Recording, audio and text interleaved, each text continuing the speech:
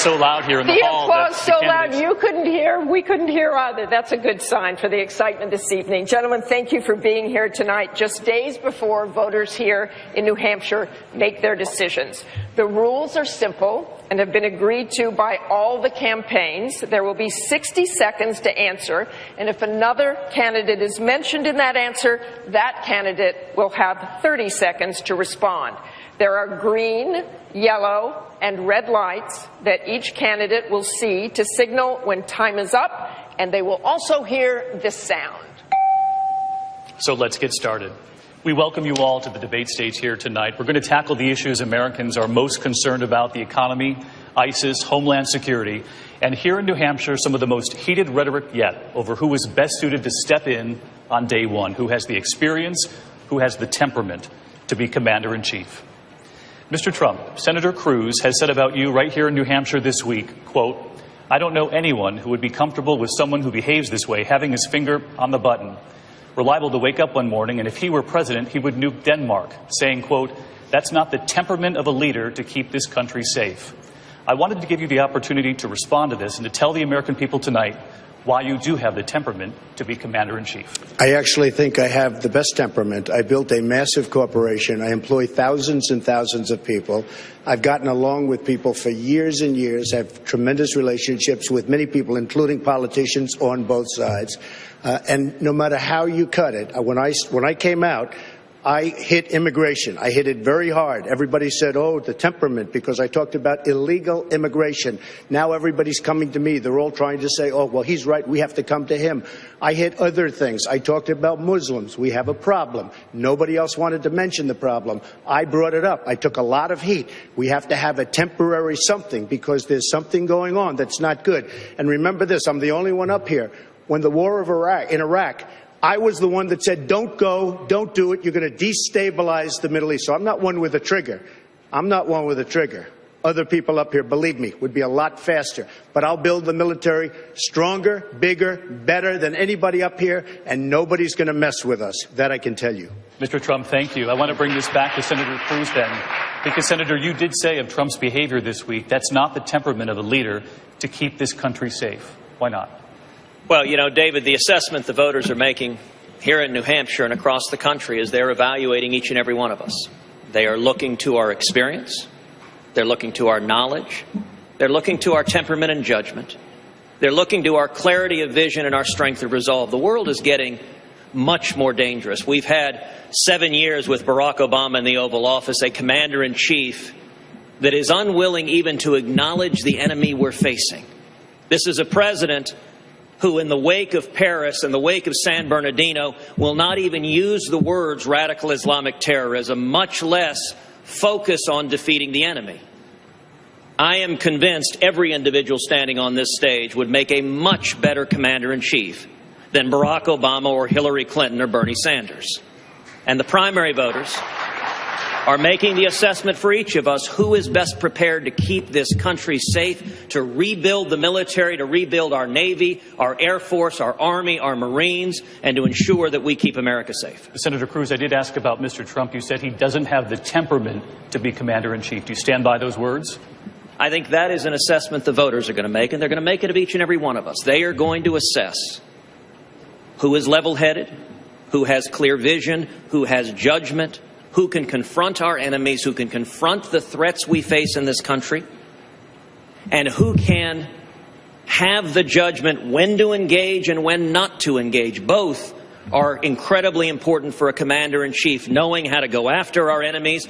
In the case of Iran, for example, who has the clarity of vision to understand that the Ayatollah Khamenei, when he chants death to America, he means it. We need a president with the judgment and resolve to keep this country safe from radical Islamic terrorism. Senator Cruz, thank you. We're going to continue on this notion of readiness and experience. Am I allowed to respond? I have to respond. If you'd like to respond, Mr. Trump. First of all, I respect what Ted just said. But if you noticed, he didn't answer your question. And that's what's going to happen. It's okay. That's what's going to happen with our enemies and the people we compete against. We're going to win with Trump. We're going to win. We don't win anymore. Our country doesn't win anymore. We're going to win with Trump. And people back down with Trump. And that's what I like, and that's what the country is going to like. Mr. Trump, thank you. And we're going to continue on this notion of readiness and on experience, but I do want to ask about a headline that was back in the papers again this morning. Dr. Carson, on the day of the Iowa caucuses, the Cruz campaign sent out messages and voicemails saying, quote, breaking news, Dr. Ben Carson will be planning to suspend his campaign following tonight's caucuses. Please inform any Carson caucus goers of this news. But as we can all see, you're still standing here tonight. Late this week, your campaign sent this email, quote, this kind of deceitful behavior is why the American people don't trust politicians. If Senator Cruz does not act, then he clearly represents D.C. values. What kind of action do you think Senator Cruz should take? Well, you know, when I wasn't introduced number 2, as was the plan, I thought maybe he thought I already had dropped out. But you know, today is the 105th anniversary, or 105th birthday of Ronald Reagan. His 11th commandment was not to speak ill of another Republican. So I'm not going to use this opportunity to savage the reputation of Senator Cruz. But I will say that I was very disappointed that members of his team thought so little of me, that they thought that after having hundreds, if not thousands, of volunteers and college students who sacrificed their time and were dedicated to the cause, one even died, to think that I would just walk away 10 minutes before the caucus and say, forget about you guys. I mean, who would do something like that? No, I don't think anyone on this stage would do something like that. And to assume that someone would, what does that tell you? So, unfortunately, it did happen. It gives us a very good example of certain types of Washington ethics. Washington ethics basically says, if it's legal, you do what you need to do in order to win. That's not my ethics. My ethics is you do what's right. Senator Cruz. Dr. Carson, thank you. Senator Cruz, you have said that Dr. Carson and his wife have become friends of yours. I'm curious why you didn't call ahead of time to either the doctor or his wife, or have your campaign check in with the other campaign before sending out those messages. Ben is a good and honorable man, and Ben and Candy have become friends. He has an amazing life story that has inspired millions, including me. When this transpired, I apologized to him then, and I do so now. Ben, I'm sorry. Let me tell you the facts of what occurred for those who are interested in knowing. On Monday night, about 6:30 p.m., CNN reported that Ben was not going from Iowa to New Hampshire or South Carolina. Rather, he was, quote, taking a break from campaigning. They reported that on television. CNN's political anchors, Jake Tapper and Dana Bash and Wolf Blitzer, said it was highly unusual and highly significant. My political team saw CNN's report breaking news, and they forwarded that news to our volunteers. It was being covered on live television. Now, at the time, I was at the caucuses. I was getting ready to speak at the caucuses, just like Ben was, just like everyone else was. I knew nothing about this. A couple hours later, I found out about it. I was told that Ben was unhappy. I called him that evening because I respect him very, very highly. I didn't reach him that evening. I reached him the next day and apologized. He asked me then, he said, Ted, would you make this apology in public? I said, yes, I will. And I did so.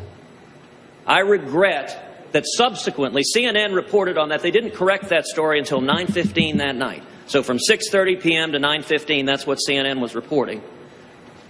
Subsequent to that initial report, Ben's campaign put out a statement saying that he was not suspending his campaign. I wish that our campaign staff had forwarded that statement. They were unaware of it. I wish that they had. That's why I apologized.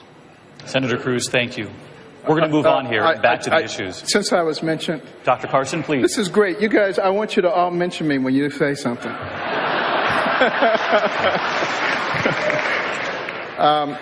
fact, the timeline indicates that initial tweet from CNN was followed by another one within 1 minute that clarified that I was not dropping out. So what happened to that one, it is unclear. But the bottom line is we can see what happened, everybody can see what happened, and you can make your own judgment. Dr. Carson, thank you. Thank you, Doctor. Senator Rubio, I want to stay on the issue of readiness to be president and experience and questions about you being a first-term senator. Governor Christie warning voters here in New Hampshire against voting for another first-term senator, as America did with Barack Obama in 2008, arguing that you are, quote, not ready to be president of the United States. And Senator Santorum, who we all know dropped out of the race just this week and endorsed you, had a hard time when asked on national television listing your accomplishments as senator.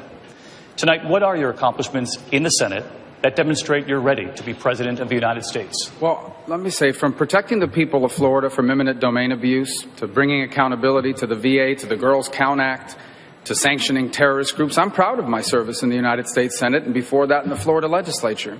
I will say, if politics becomes, and the presidency becomes about electing the people who have been in Congress or in the Senate the longest, we should all rally around Joe Biden. He's been around 1,000 years. He's passed hundreds of bills. And I don't think any of us believe Joe Biden should be president of the United States. And let's dispel once and for all with this fiction that Barack Obama doesn't know what he's doing. He knows exactly what he's doing. Barack Obama is undertaking a systematic effort to change this country, to make America more like the rest of the world. That's why he passed Obamacare and the stimulus and Dodd-Frank and a deal with Iran. It is a systematic effort to change America. When I'm president of the United States, we are going to re-embrace all the things that made America the greatest nation in the world, and we are going to leave our children what they deserve, the single greatest nation in the history of the world. Senator Rubio, thank you. I do want to ask Governor Christie.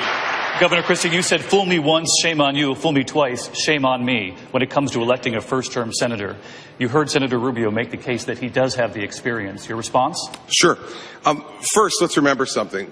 Every morning when a United States senator wakes up, they think about what kind of speech can I give or what kind of bill can I drop. Every morning when I wake up, I think about what kind of problem do I need to solve for the people who actually elected me. It's a different experience. It's a much different experience. And the fact is, Marco, you shouldn't compare yourself to Joe Biden, and you shouldn't say that that's what we're doing. Here's exactly what we're doing. You have not been involved in a consequential decision where you had to be held accountable. You just simply haven't. And the fact is,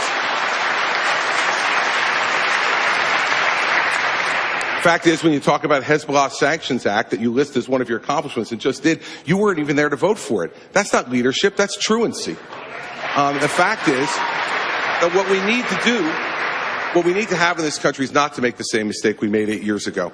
The fact is, it does matter when you have to make decisions to be held accountable for them. It does matter when the challenges don't come on a list of a piece of paper of what to vote, yes or no every day, but when the problems come in from the people that you serve. I like Marco Rubio, and he's a smart person and a good guy, but he simply does not have the experience to be president of the United States and make these decisions. We've watched it happen, everybody. For the last 7 years, the people of New Hampshire are smart. Do not make the same mistake again. If I may respond, I was meant Senator Rubio. Well, I think the experience is not just what you did, but how it worked out. Under Chris Christie's governorship of New Jersey, they've been downgraded 9 times in their credit rating. This country already has a debt problem. We don't need to add to it by electing someone who has experience at running up and destroying the credit rating of his state. But I would add this. Let's dispel with this fiction that Barack Obama doesn't know what he's doing. He knows exactly what he's doing. He is trying to change this country. He wants America to become more like the rest of the world. We don't want to be like the rest of the world. We want to be the United States of America. And when I'm elected president, this will become once again the single greatest nation in the history of the world, not the disaster Barack Obama has imposed upon us. Senator Rubio, thank you. I do want to bring in Governor Bush on this. Hold on, because you've second. made this. Excuse me. If you'd like to respond to the economic. I think he directly mentioned me in my record in there, so I think I get a chance to respond. You see, everybody, I want the people at home to think about this. That's what Washington, D.C. does. The drive-by shot at the beginning with incorrect and incomplete information, and then the memorized 25-second speech that is exactly what his advisors gave him. See, Marco, the thing is this. When you're president of the United States, when you're a governor of a state, the memorized 30-second speech where you talk about how great America is at the end of it doesn't solve one problem for one person. They expect you to plow the snow. They expect you to get the schools open. And when the worst natural disaster in your state's history hits you, they expect you to rebuild their state, which is what I've done. None of that stuff happens on the floor of the United States Senate. It's a fine job. I'm glad you ran for it, but it does not prepare you for President of the United States. Chris, your state got hit by a massive snowstorm 2 weeks ago. You didn't even want to go back. They had to shame you into going back. And then you stayed there for 36 hours, and then he left and came back to campaign. See, those are the facts. Here's the bottom line. This notion that Barack Obama doesn't know what he's doing is just not true. There it is. He knows exactly what he's doing. The memorized 25-second speech. Well, that's the reason why this campaign is so important. Because I think this is an important point. We have to understand what we're going through here. We are not facing a president that doesn't know what he's doing. He knows what he is doing. That's why he's done the things he's done. That's why we have a president that passed Obamacare and the stimulus. All this damage he's done to America is deliberate. This is a president that's trying to redefine this country. That's why this election is truly a referendum on our identity as a nation, as a people. Our future is at stake. This election is not about the past. It is about what kind of country this is going to be in the 21st century. And if we elect someone like Barack Obama, a Hillary Clinton, a Bernie Sanders, or anyone like that, our children are going to be the first Americans to inherit a diminished country that will not have Governor Christie, Chris, why don't you mention my name so I can get into this? You know what the shame is, Marco? The shame is that you would actually criticize somebody for showing up to work, plowing the streets, getting the trains run back on time, when you've never been responsible for that in your entire life. Okay. He didn't want to go back. And the fact is, I went back, it got done, and here's something. You didn't want to go back. I went back. Oh, so wait a second. Is that one of the skills you get as a United States Senator, ESP also? Chris, everybody, you said you weren't going to go back. The fact is, Marco, he told everyone he wasn't going to go back, and they had to shame him into going back. And then when he decided to go back, he criticized the young lady, saying, "What am I supposed to do? Go back with a mop? By the way, clean up the flood." It gets very unruly when he gets off his talking. Thank you, Governor. I will mention you. It's your record. It's not a talking point. It's your record. Governor Bush, I'll mention your name so that you can come in on this. And I do want to bring you into this. Thank you. I want to bring you in on this because you've made this central to your campaign right here in New Hampshire in the last couple of days. But 4 years ago, you said of Senator Rubio, he was ready to be vice president. You spoke of his experience as well. You said he has the fortitude to be a good president. But just this week, you said Senator Rubio accomplished, quote, nothing in the Senate. How do you square the two? Well, first of all, he said the exact same thing about me, that I would make a great vice presidential nominee when Mitt Romney was considering. I said the same thing about Marco. I think we were both right at the time, and Mitt picked somebody else. So let's move on to the 2016 race. Who has the leadership skills? Who has the leadership skills to lead? And I'm proud of the fact that I have 12 Medal of Honor recipients, over 30 admirals and generals that believe that I would be a steady hand as commander-in-chief, that I served as governor of the state of Florida, where we cut taxes and reduced government. I took on very powerful interests, forged consensus, fought for my beliefs, implemented them. The state was better off. We had 8 hurricanes and 4 tropical storms in 16 months. The whole state was turned upside down. It required a steady hand. Leadership. You learn this. You learn it by doing it. It's not something that just show up and on the job do it. It's not to say, look, let's be clear. Marco Rubio is a gifted politician. And he may have the skills to be a president of the United States. But we've tried it the old way with Barack Obama, with soaring eloquence, and we didn't get a leader. We got someone who wants to divide the country up. The next president is going to have to forge consensus to bring about a set of common purposes so that we can move forward again. We're going to continue with leadership now, and Marco. Senator Cruz, you are a first-term senator as well. Your opponents say you, like Senator Rubio, are not prepared to be commander-in-chief. You have talked tough about threats we face in the Mideast. It was reported just moments ago that the North Koreans test-launched an intercontinental ballistic missile. North Korea has nuclear weapons and conducted another nuclear test just last month. The missile that was launched is the kind the North Koreans hope could someday carry a nuclear weapon capable of reaching the United States. How would you respond if commander-in-chief to that launch? Well, I would note initially the fact that we're seeing the launch, and we're seeing the launch from a nuclear North Korea, is the direct result of the failures of the first Clinton administration. The Clinton administration led the world in relaxing sanctions against North Korea. Billions of dollars flowed into North Korea in exchange for promises not to build nuclear weapons. They took those billions and built nuclear weapons. And I would note also the lead negotiator in that failed North Korea sanctions deal was a woman named Wendy Sherman, who Barack Obama and Hillary Clinton promptly recruited to come back to be the lead negotiator with Iran. So what we are seeing with North Korea is foreshadowing of where we will be with Iran.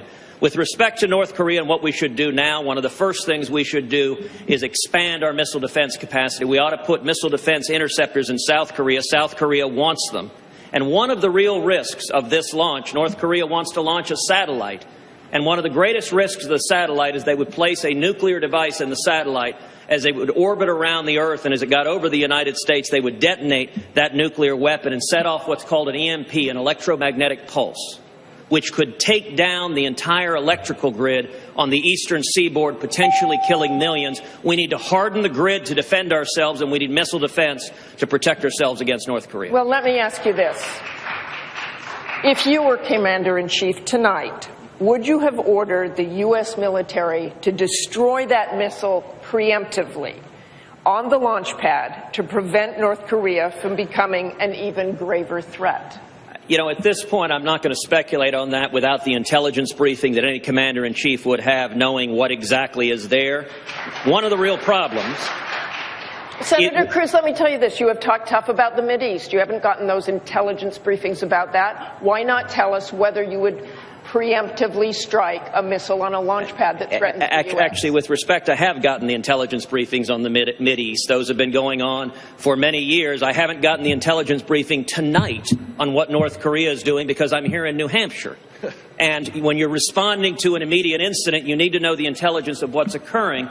But what I was saying, look, it is qualitatively different dealing with a country once they have nuclear weapons. It's why you prevent them from getting nuclear weapons in the first place, because your hands are somewhat tied once they have nukes. It's why this Iranian nuclear deal is so catastrophic, and it's why I pledged on the very first day in office to rip to shreds this Iranian nuclear deal, so we're not sitting here in 5 years wondering what to do about an Iranian missile launch when they have nuclear weapons. The stakes are too high for that. Okay, Senator Cruz, I will say that missile has been sitting there for quite some time, and they have had eyes on it. Martha, just to clarify on that point, because he's right, and one more thing to point, it is standard procedure of the United States to shoot down those missiles once launched if they pose a threat to civilians, land, Senator Rubio, I'm talking about a preemptive strike on the launch pad. No, I understand, and but I think it's important to note that it is, and Senator Cruz, I think, was alluding to this as well, it is the standard procedure of the United States, if in fact those missiles pose a threat to land, civilians, our allies, or any of our assets,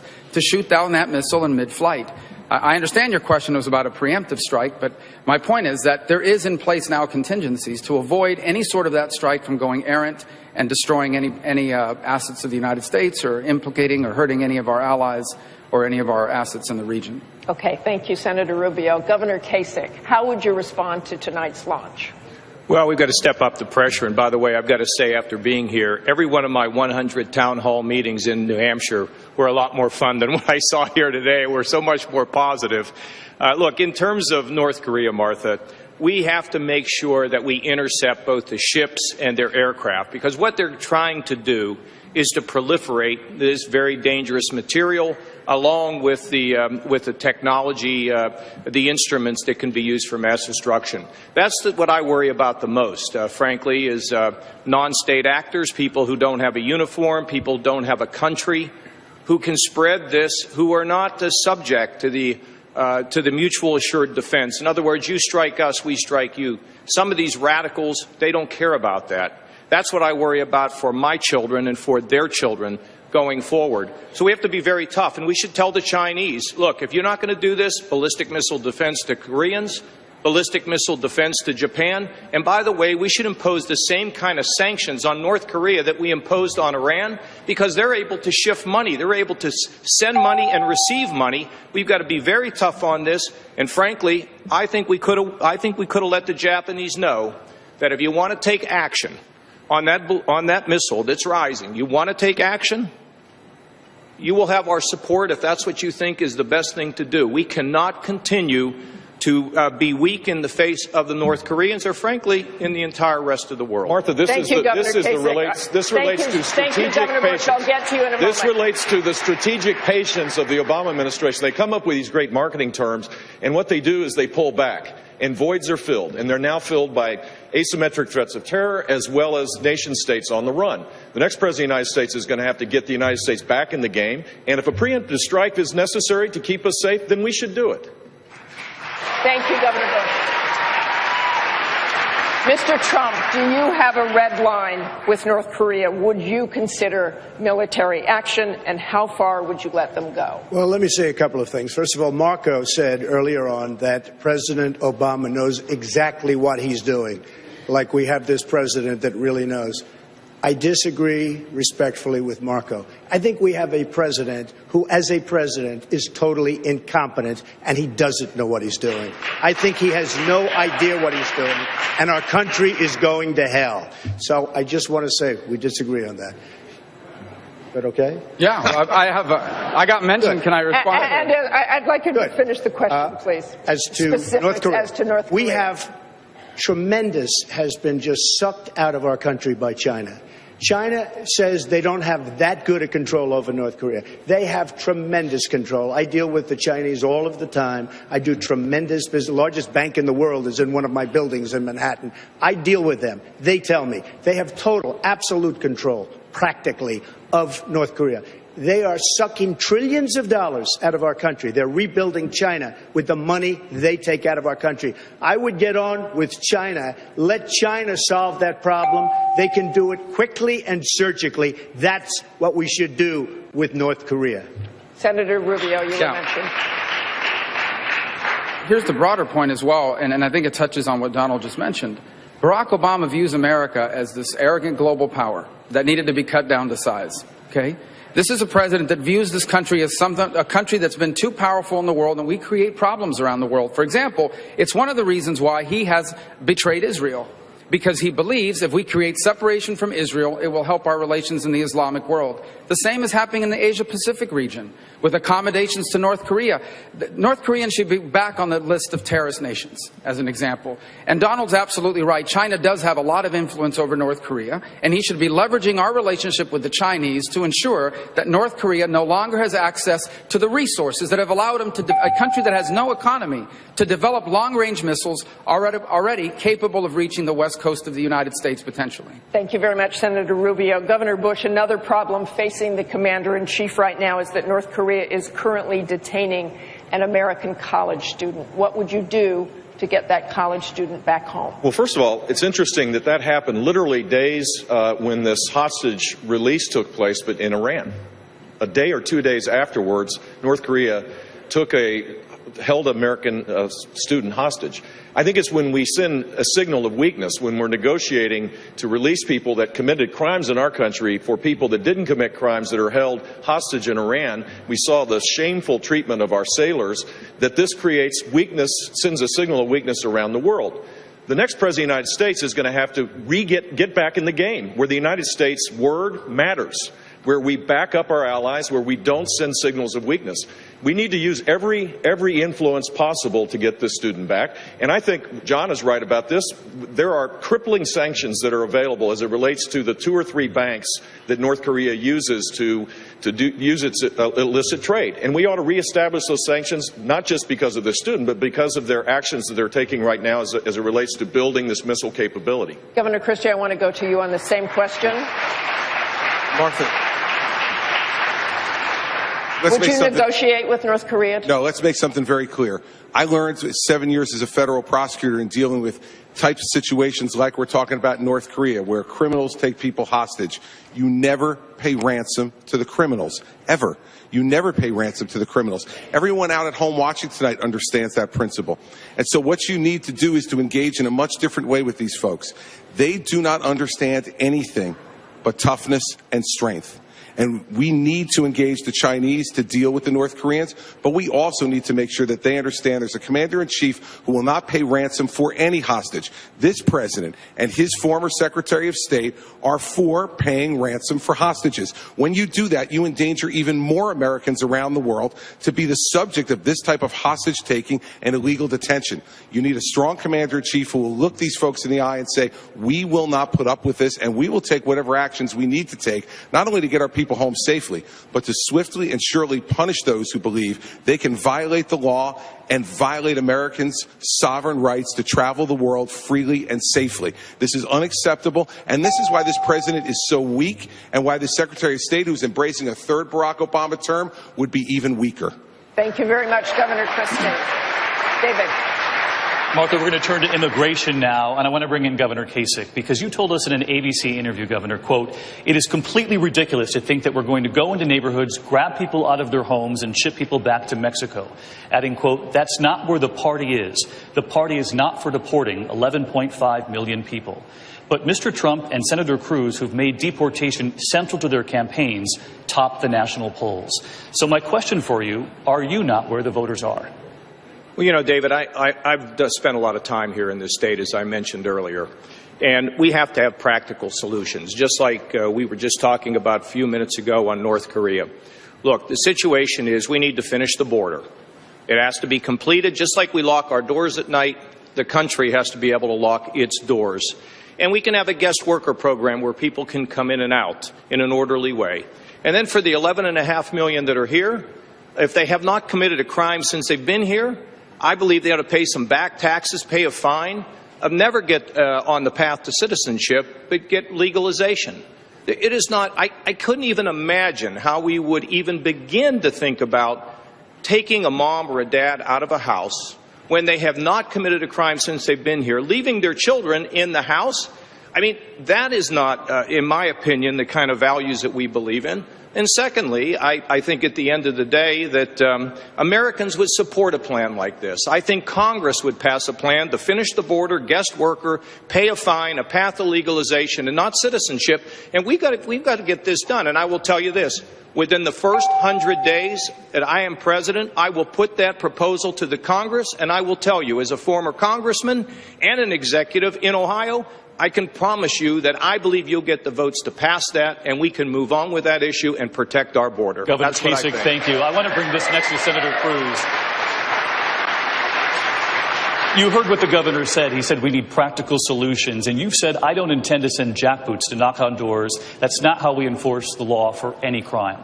So what is your plan? How will you deport 11.5 million undocumented people? And be specific. How would you do it? So in terms of a practical solution, I've laid out the most detailed plan for solving illegal immigration. It's 11 pages, single-spaced, chapter and verse. It's on our website, tedcruz.org. In short, what we're going to do, we're going to build a wall. We're going to triple the Border Patrol. We're going to increase, and actually, since Donald enjoyed that, I will simply say I've got somebody in mind to build it. We're going to increase fourfold the fixed-wing and rotary-wing aircraft so that you have technology monitoring an attempted incursion to direct the boots on the ground where they're occurring. We're going to put in place a strong E-Verify system in the workplace, so you can't get a job without proving you're here legally. We'll put in place a biometric exit-entry system on visas, because 40% of illegal immigration comes not over the border illegally, but people coming on visas and overstaying. We will end sanctuary cities by cutting off taxpayer dollars to any jurisdiction that defies federal immigration law. And we will end welfare benefits for those here illegally. But let me just ask you this, though, because Governor Kasich was talking about the families and what you do with the families that you'd have to send home. Can you tell the American people tonight how you would do that? What you do is you enforce the law. You know, under the Constitution, the president has an obligation to, quote, take care that the laws be faithfully executed. Federal immigration law provides if someone is here illegally and is apprehended, they are to be deported. We saw just this past week the head of the Border Patrol Union testify before Congress that President Obama had given the order to the Border Patrol to stand down, not to enforce the law. That is wrong. I will enforce the law. And for everyone who says you can't possibly do that, I would note that in 8 years, Bill Clinton deported 12 million people.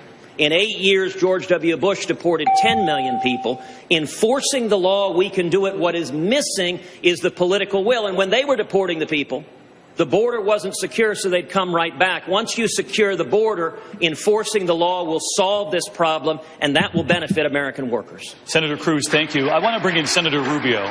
This question is about immigration. It's also about leadership. You're aware of the criticism from many candidates on this stage tonight that you co-authored the so-called Gang of Eight bill that would have created a path to citizenship for people here illegally. Governor Christie has said of you, as soon as you felt the heat, you turned tail and run. Governor Bush has said, I don't think we need people cutting and running anymore. Did you fight for your own legislation, Senator, or did you run from it? Here's the bottom line. We can't get that legislation passed. The American people will not support doing anything about people that are in this country illegally until the law is enforced first, and you prove it to them. This has been abundantly clear. Every effort over the last 10 years to do those comprehensively has failed. And it has failed because the American people have zero trust that the federal government will enforce our laws. And that's why since then I have said repeatedly, if you are serious about immigration reform, then the key that unlocks the door to being able to do that is not just to pass a law that says it's going to enforce the law, but to actually do it.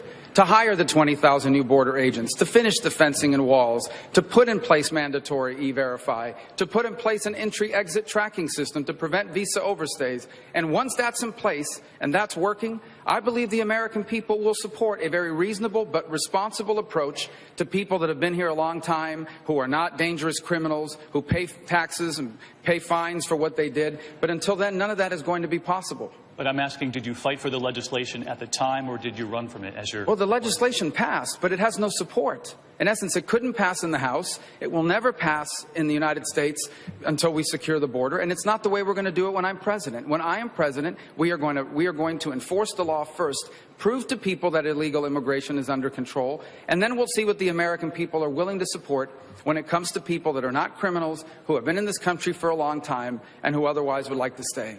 Governor Christie? Yeah, David, I'd just like you to listen again, everybody.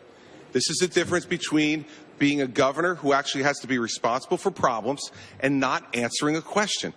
The question was, did he fight for his legislation? It's abundantly clear that he didn't. It's abundantly clear that he didn't fight for the legislation. When the teachers union attacked me with $20 million of ads because I wanted to reform teacher tenure, I fought them and fought them and fought them, and I won. When people wanted to raise taxes in my state, a Democratic legislature, and threatened to close down the government, I told them, fine.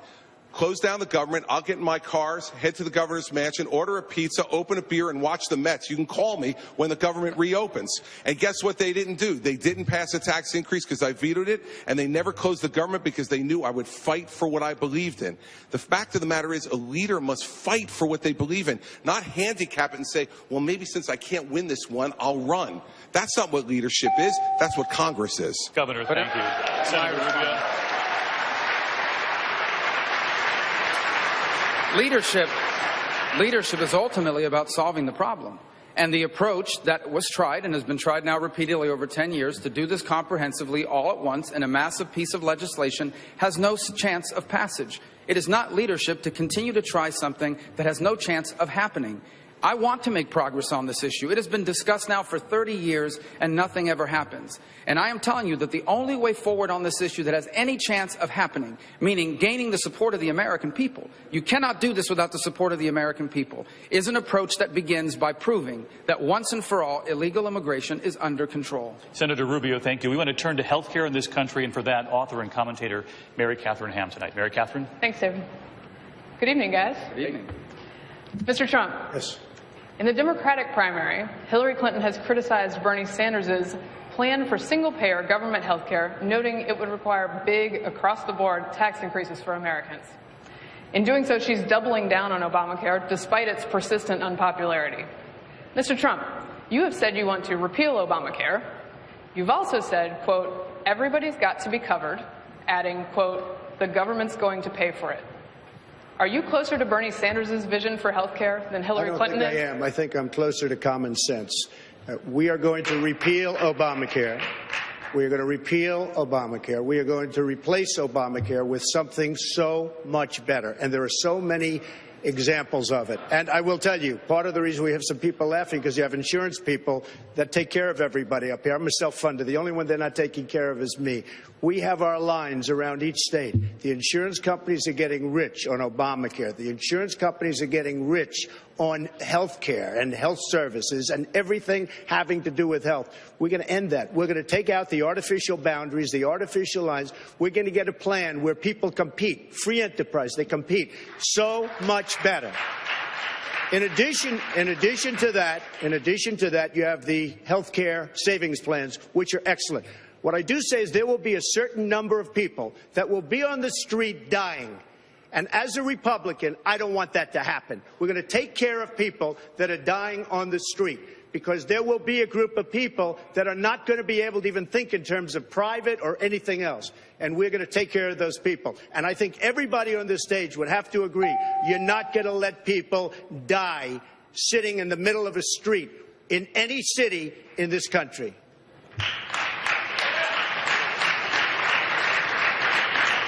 Senator Cruz, to that point, Mr. Trump has said that your position on health care means that maybe you've got, quote, no heart. There is a question here, though, about uncovered folks. You suggested repealing and replacing Obamacare. As we learned with President Obama's broken promise that everyone could keep their plan, any major change in health care policy carries with it the risk that some people will lose their insurance coverage or have to change it. How do you reassure those people that repealing and replacing Obamacare is still in their best interest? Well, let me take two different parts of that. Let me start with socialized medicine. Socialized medicine is a disaster. It does not work. If you look at the countries that have imposed socialized medicine, that have put the government in charge of providing medicine, what inevitably happens is rationing. You have a scarcity of doctors, you have rationing, and that means the elderly are told, we're going to ration a hip replacement, we're going to ration a knee replacement, we're going to ration end-of-life care. We're right now heading into a medical system with about a 90,000 doctor shortage in America, and socialized medicine, whether proposed by the Democrats or proposed by a Republican, would hurt the people of this country. What should we do on health care? If I'm elected president, we will repeal every word of Obamacare. And once we do that, we will adopt common sense reforms. Number one, we'll allow people to purchase health insurance across state lines that will drive down prices and expand the availability of low-cost catastrophic insurance. We'll expand health savings accounts, and we will de-link health insurance from employment so that you don't lose your health insurance when you lose your job. And that way, health insurance can be personal, portable, and affordable, and we keep government from getting in between us and our doctors. Dr. Carson, you have some experience with this matter. In the past, you have said that Obamacare should be replaced before it's repealed. How and why? Well, thank you. I was hoping to get a chance to talk about North Korea. I was the only one who didn't get to do that, and I got some stuff to say about it, let me tell you. But at any rate, you have to replace it with something that makes sense. It doesn't make sense. And the reason that I dislike Obamacare is because the government comes in and it tells the people, which the nation is supposed to be centered on, that we don't care what you think. This is what we're doing. If you don't like it, too bad. That's a problem. And we can't afford to do that because that will fundamentally change America. I have proposed a health empowerment account system. Everybody gets a health empowerment account the day they are born. They keep it until they die. They can pass it on. We pay for it with the same dollars that we pay for traditional health care with, recognizing that we spend twice as much as many countries per capita on health care and don't have as much access. We give people the ability to shift money within their health empowerment account so that each family basically becomes its own insurance company without a middleman. That saves you an awful lot of money. And that will lower the cost of your catastrophic insurance tremendously, because the only thing coming out of that is catastrophic health care. And then in terms of taking care of the indigent, we have another whole system. And I can go ahead and explain it, but I don't have the time. But I'd be happy to if you give me some more time. But go to my website, bencarson.com, read about it. You can read about everything that's been discussed here in great detail. Thank you, Dr. Carson. David and Martha, back to you. Mary Catherine, thank you. We want to turn now to the issue of eminent domain, which is being debated right here in New Hampshire. And Josh McKelvin is the political director, the anchor of WMUR TV. Josh? Thank you, David, and good evening, candidates. Mr. Trump, you have said, quote, "I love eminent domain," which is the seizure of private property for the sake of the greater good, theoretically. You've tried to use the measure in business endeavors. You've said you'd support its use for the Keystone Pipeline project. Here in New Hampshire, a project, though, known as the Northern Pass, would bring hydroelectric power from Canada into the northeastern grid. Do you see eminent domain as an appropriate tool to get that project done? Well, let me just tell you about eminent domain, because almost all of these people, actually Chris hasn't, but so many people have hit me with commercials and other things about eminent domain. Eminent domain is an absolute necessity for a country, for our country. Without it, you wouldn't have roads, you wouldn't have hospitals, you wouldn't have anything. You wouldn't have schools, you wouldn't have bridges. You need eminent domain. And a lot of the big conservatives that tell me how conservative they are, I think I'm more than they are, they tell me, oh, well, they all want the Keystone Pipeline. The Keystone Pipeline, without eminent domain, it wouldn't go 10 feet, okay? You need eminent domain. And eminent domain is a good thing, not a bad thing. And what a lot of people don't know, because they were all saying, oh, you're going to take their property. When eminent domain is used on somebody's property, that person gets a fortune. They get at least fair market value, and if they're smart, they'll get 2 or 3 times the value of their property. But without eminent domain, you don't have roads, highways, schools, bridges, or anything. So eminent domain, it's not that I love it, but eminent domain is absolutely, it's a necessity for a country, and certainly it's a necessity for our country. So would that be yes on the Northern Pass project? Josh, the difference between eminent domain for public purpose, as Donald said, roads and infrastructure, pipelines and all that, that's for public purpose. But what Donald Trump did was use eminent domain to try to take the property of an elderly woman on the Strip in Atlantic City. That is not public purpose. That is downright wrong. And here's the problem with that. All right, okay. The problem was it was to tear down. It was to tear down. He wants to be a tough guy. He wants to be a tough guy tonight. It was to tear down I didn't the take house, the property. And the net result was you tried. I didn't take the property. In the court. The woman ultimately didn't want to do that. That is not true. And the simple fact is, to turn this into a limousine parking lot for his casinos is not a public use. And in Florida, based on what we did, we made that impossible. It is part of our Constitution. That's the better approach. That is the conservative approach. Mr. Trump, take 30 seconds. Let me just, he wants to be a tough guy. A lot of times, you'll have, and it doesn't work very well with How tough is it to take property from an elderly woman? Let me talk. Quiet. How tough is it? A lot of times,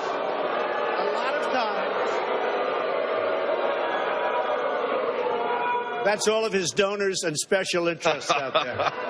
So, that's what it is. And by the way, let me just tell you, we needed tickets. You can't get them. You know who has the tickets I'm talking about to the television audience? Donors, special interests, the people that are putting up the money. So it is. The RNC told us we have all donors in the audience, and the reason they're not loving me, the reason they're not loving me is I don't want their money. I'm going to do the right thing for the American public. I don't want their money. I don't need their money. And I'm the only one up here that can say that. Eminent domain, the Keystone Pipeline, do you consider that a private job? I consider it a public use. No, let me ask you, Jeb. Do you consider the Keystone Pipeline private? Is it public or private? It's a public use. Oh, really? A public use? No, yeah. It's a private job. It's a public use. It's a private job. Established by the courts, federal, state You courts. wouldn't have the Keystone Pipeline that you want so badly without eminent domain. All right, gentlemen. You wouldn't have massive, excuse me, Josh, you wouldn't have massive factories without eminent domain. Gentlemen, we do have to move forward. Dave, Martha, back to you. Thank you. When we come back here tonight, jobs, ISIS, and what it means to be a